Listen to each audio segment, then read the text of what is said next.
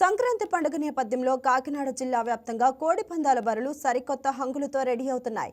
కోడి పందాలకు బరులు ఏర్పాట్లతో నిర్వాహకులు బిజీ అయ్యారు. ఉభయ గోదావరి జిల్లాల్లో జరిగే ఈ కోడి పందాలకు స్థానిక నాయకుల అండదండలు కూడా మెండుగా ఉంటాయి. అయితే హైకోర్టు ఉత్తర్వుల మేరకు కోడి పందాలు ఎక్కడా జరగకూడదని అధికారులు ఉత్తర్వులు జారీ చేయడంతో కొందరు నాయకులు పెదవిరుస్తున్నారు. చట్టానికి లోబడి ఎలాంటి అవాంఛనీయ సంఘటనలు జరగకుండా కోడి పందాలు జరుపుకునే అవకాశం ఇవ్వాలంటున్న స్థానిక నేత మెండు గోవింద్తో మా కాకినాడ జిల్లా special correspondent Nanaji face to face. వచ్చిందంటే ఉభయ గోదావరి జిల్లాలో ఒక పెద్ద పండుగ, కులమతాలకు అతీతంగా ఈ పండుగ జరుపుకుంటూ ఉంటారు. ఈ పండగకి దాదాపు వివిధ దేశాల నుంచి కూడా వస్తారంటే ఎంత అతిశయోక్తి కాదు.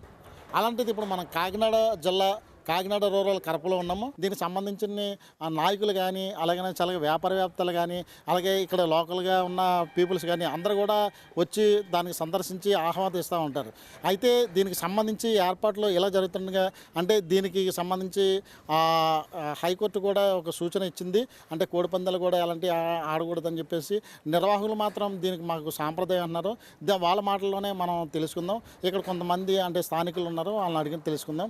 అంటే చాలా వరకు ఈ కోడి పందాలు అది కూడా జరగకూడదు అంటారు. దీనికి సంబంధించి ఇప్పటికే కొన్ని ఏర్పాట్లు కూడా చేశారు కదా, ఇలాంటి సమయంలో మీరు తీసుకునే డెసిషన్ ఏంటంటే? కోడి పందాలు అంటేనే మన గోదావరి జిల్లాలో సభా సాంప్రదాయాలకి మా కులమతాలకు అతీతంగా జరుపుకునే ఏకైక పండగ. మరి ఈ పండగ వాతావరణంలో రైతులే కాదు, వ్యాపారవేత్తలే కాదు, మన ఉద్యోగస్తులే కాదు. ఎందుకంటే పండగ అనేసరికి మన సంక్రాంతి మన ఆంధ్రలో అతిపెద్ద పండగ. ఈ అతిపెద్ద పండగ కుటుంబాలని మిళితం చేసి ఎక్కడెక్కడో సుదూర ప్రాంతాల్లో ఉన్నటువంటి ఉద్యోగస్తులు అవన్నీ, పిల్లలు అవన్నీ, ఎవరైనా సరే మరి రైతుల దగ్గరకు వచ్చి వారి తల్లిదండ్రులు కలుసుకుని ఆ 3 రోజులు మహిళలైతే పిండి వంటల్లోని దాంట్లోని నిమగ్నమై, మరి మనలాగా జెంట్స్ అయితే ఎడ్ల పందాలని, కోడి పందాలని, అలాగే పొట్టేలు పందాలని, ఇతర పందాల్లో ఈ 3 రోజులు కూడా చట్టాలకే మేము అతిక్రమించి కాకుండా చట్టాలకు లోబడే ఈ కోడి పందాలని, ఈ ఎడ్ల పందాల పోటీల్లోని మేము ఉండడం జరుగుతుంది. అది ఇప్పటి నుంచి కాదు, ఈ సాంప్రదాయం మనకి ఆంధ్రాలో ఈ పండగ వాతావరణం పూర్వం నుంచి కూడా మనకి ఇదే సాంప్రదాయం నడుస్తుంది. మరి ఈ సాంప్రదాయాలను కూడా మేము ఇట్టి పరిస్థితులను కూడా అతిక్రమించి అయితే మేము చెయ్యం, చట్టాలకు లోబడే చేస్తాం. అలాగే నాయకులకు కానీ, గౌరవ పోలీసు డిపార్ట్మెంట్కి కానీ ఎవరికైనా సరే ఈ కోడి పందాలని మేము చట్టానికి లోబడే చేస్తామని చెప్పి మీ అందరికి కూడా మేము తెలియజేస్తున్నాం. ఎందుకంటే ఈ పండగ అన్నదే ఎక్కడెక్కడో ఉన్న వాళ్ళని ఏకమిళితం చేసి అప్పటి వరకు పంతాలో కక్షలతో ఉండే మేము ఈ పండగ వాతావరణంలో అందరూ కూడా కుటుంబ సభ్యులతో సహపంక్తి భోజనాలు చేసుకుని ఒకరొకరికి మోహభావంగా కలుసుకుని మా యొక్క మనసులు వాళ్ళకి ఆ యొక్క మనసులు మేము తెలుసుకుని పెద్దవాళ్ళ దగ్గర ఆశీస్సులు తీసుకుని మళ్ళీ వచ్చి సంక్రాంతి ఎప్పుడు వస్తుందా అని 1000 కళ్ళతో ఎదురు చూసి మరి పండగ అయిపోయిన తర్వాత కూడా వారి ప్రయాణాల్లో వెళ్ళినప్పుడు తల్లిదండ్రులకి చాలా బాధ కలిగిస్తుంది. అంత బాధను దిగమింగిన సంవత్సరం ఎప్పుడు వస్తుందా, ఈ సంక్రాంతి పండగకే ఎప్పుడైతే మన పిల్లలందరూ వస్తారు, మన చుట్టాల బంధువులు ఎప్పుడు వస్తారని 1000 కళ్ళతో ఎదురు చూసే పండగ మన తెలుగువారి పండగ సంక్రాంతి పండగ. ఈ సంక్రాంతి పండుగని అందరూ కూడా సుఖ సంతోషాలతో జరుపుకోవాలని మేము అందరూ కూడా మనస్ఫూర్తిగా కోరుకుంటున్నాం. దాదాపు ఏ ప్రాంతాల నుంచి అంటే ఇక్కడ ఒకవేళ కోడి పందాలు జరిగితే ఏ ప్రాంతాల నుంచి వచ్చే అవకాశం ఉన్నది చూడడానికి? సుమారుగా ఇప్పుడు సంక్రాంతి అంటేనే మన గోదావరి జిల్లాలో పెట్టింది పేరు. మరి ఇటువంటి గోదావరి జిల్లాలో ముఖ్యంగా పేరుగాంచింది భీమవరం.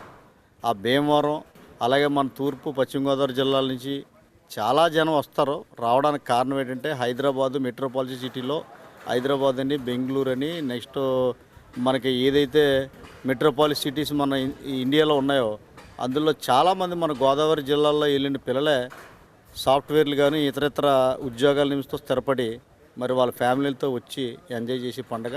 కానీ ఆల్మోస్ట్ ఆల్ మన గోదావరి జిల్లాలో ఈ 3 రోజులు చుట్టుపక్కల ఉన్న రాష్ట్రాల నుంచి కూడా తరలి వచ్చి ఈ పండుగని తిలకించి చాలా సంతోషంతో వెళ్తారు.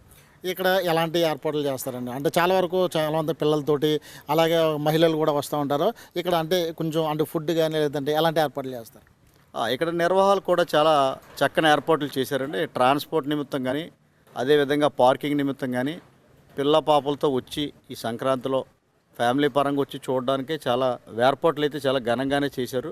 ఇటువంటి అవాంఛనీయ సంఘటనలు జరగకుండా చుట్టూ కూడా మన ఏర్పాట్లు అద్భుతంగా ఉన్నాయి. ఫుడ్కి కానీ, డ్రింక్కి కానీ, వాటర్కి కానీ దేనికి కూడా ఇబ్బంది లేదు. ఈ జిల్లా వ్యాప్తంగా చూసుకుంటే కనుక ఇలాంటి బర్రెలు అనేకమైనవి అయితే ఉన్నాయి.